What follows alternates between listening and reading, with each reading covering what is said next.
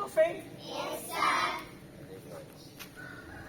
ಈಗ ಮೊದಲು ಪರಿಸರ ಅಧ್ಯಯನದಲ್ಲಿ ನಾವು ಪಂಚೇಂದ್ರಿಯಗಳು ಅಂದ್ರೆ ಜ್ಞಾನೇಂದ್ರಿಯಗಳ ಬಗ್ಗೆ ತಿಳ್ಕೊಳ್ಳೋಣ. ಜ್ಞಾನೇಂದ್ರಿಯಗಳು ಅಂದ್ರೂ ಒಂದೇ, ಪಂಚೇಂದ್ರಿಯಗಳು ಅಂದ್ರೂ ಒಂದೇ ಅಲ್ವಾ?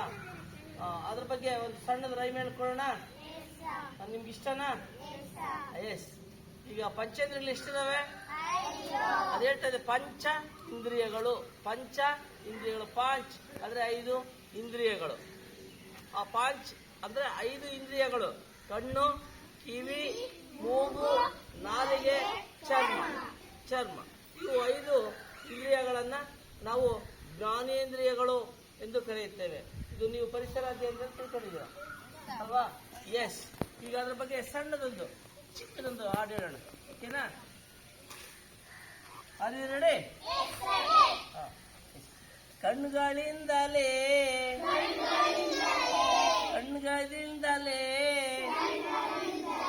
ನಾನು ನೋಡುವೆ, ಕಣ್ಣುಗಳಿಂದಲೇ ನಾನು ನೋಡುವೆ. ಟಿಂಕು ಟಕ ಟಿಂಕು ಟಕ ಟಿಂಗ್,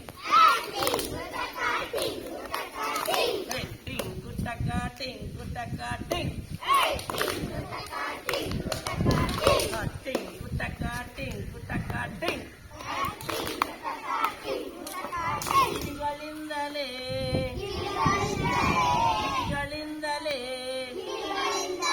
ಶಬ್ದ ಕೇಳುವೆ, ಕಿವಿಗಳಿಂದಲೇ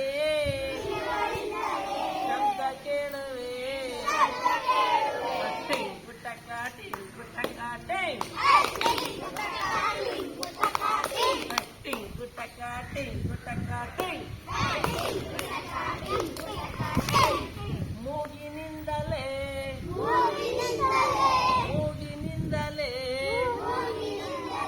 ವಾಸನೆ ತಿಳಿಯುವೆ, ಮೂಗಿನಿಂದಲೇ ವಾಸನೆ ತಿಳಿಯುವೆ. ಟಿಂಕು ಟಕ ಟಿಂಕು ಟಕ ಟಿಂಗ್, ಟಿಂಕು ಟಕ ಟಿಂಕು ಟಕ ಟಿಂಗ್, ಟಿಂಕು ಟಕ ಟಿಂಕು ಟಕ ಟಿಂಗ್. ನಾಲ್ಗೆಯಿಂದಲೇ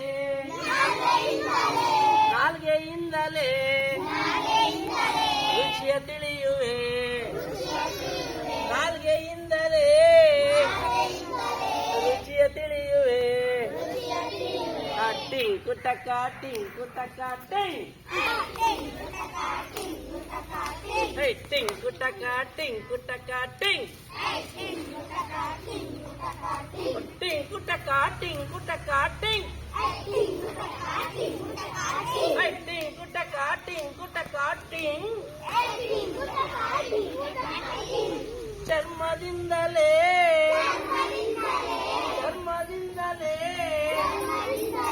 ಸ್ಪರ್ಶ ತಿಳಿಯುವೆ, ಚರ್ಮದಿಂದಲೇ ಸ್ಪರ್ಶ ತಿಳಿಯುವೆ. ಟಿಂಕು ಟಕ ಟಿಂಕು ಟಕ ಟಿಂಗ್, ಟಿಂಕು ಟಕ ಟಿಂಕು ಟಕ ಟಿಂಗ್. ಜ್ಞಾನೇಂದ್ರಿಯಗಳು ಎಷ್ಟು ಯಾವುದು? 5. ಒಂದನೇದು ಯಾವುದು? ಎರಡನೇದು? ಮೂರನೇದು? ನಾಲ್ಕನೇದು? ಐದನೇದು? ಈ 5 ಅಂಗಗಳು ಏನ್ ಕೆಲಸ ಮಾಡ್ತವೆ ಅನ್ನೋದು ನಮ್ಗೆ ಈಗ ಸ್ಪಷ್ಟವಾಗಿ ಅರ್ಥ ಆಯ್ತಲ್ವಾ? ಓಕೆನಾ? ಈಗ ಅರ್ಥ ಆಗಿದೆಲ್ಲ. ಇವನ್ನ ಜ್ಞಾನೇಂದ್ರಿಯಗಳು ಅಂತ ಕರೀತಾರೆ. ಏನಂತಾರೆ?